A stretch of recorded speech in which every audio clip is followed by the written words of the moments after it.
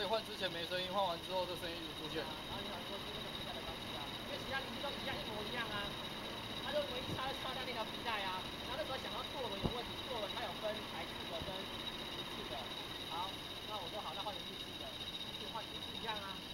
那我又可以开启那边，我发现我说有算不行的啊，然后皮带也是换，就是换了2条都一样啊，就是他说那个原来那个料号已经原厂已经没有生产了，他换另外的料号，替代料号。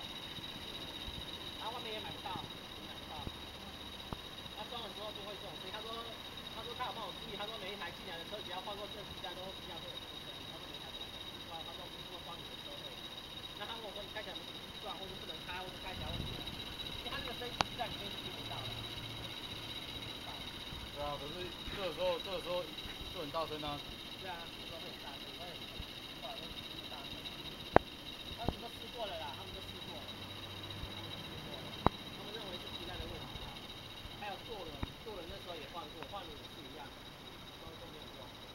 因为它里面没有什么零件的啊，它其他的就是上下舵的那个啊，那个下面那个舵轮是日式的，那个也没有问题。它有问题就是应该是那个皮带，应该是那个皮带比较会有问题。因为他们只要在那个稍微上点油，它就没有声音了。它那个舵里面弄点油，然后我说用点油就没有声音，可是你开机开一阵子，它就声音跑出来了。